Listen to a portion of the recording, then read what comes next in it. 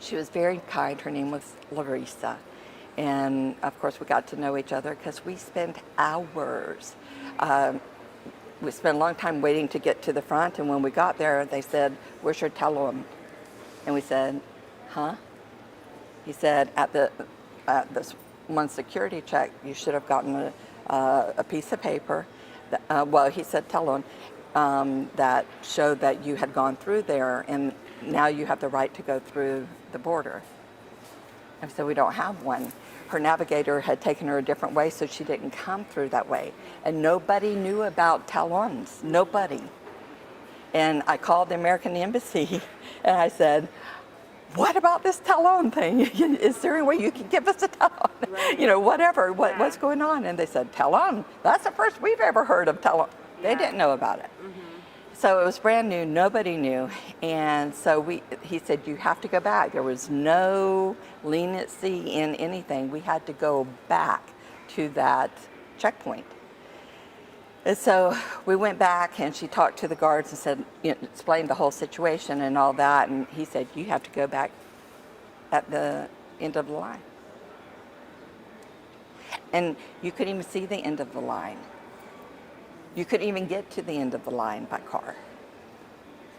And so she went a distance, and we thought maybe it was, maybe you will or won't print this, but need to give a bribe to get the talon.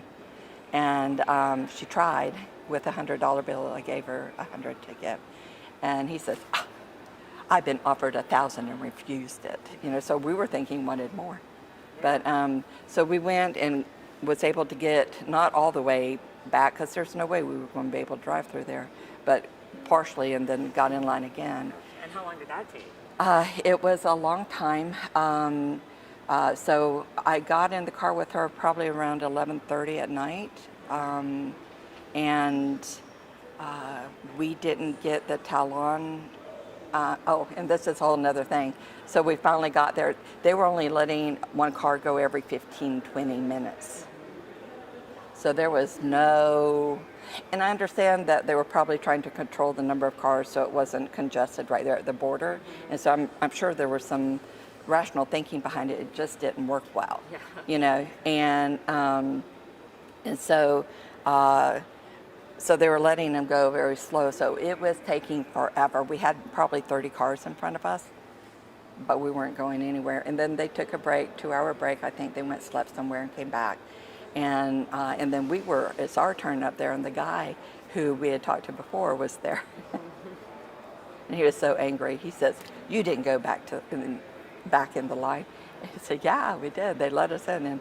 And he was just refusing, and he wasn't going to give us the talon. And so not long after that, he left. They all left. It was empty. There was none of them there. And we waited another 2 hours for the next shift. He says, "The next shift will come and they'll decide." And so we were waiting and praying a lot. And so they came, and we were second in line.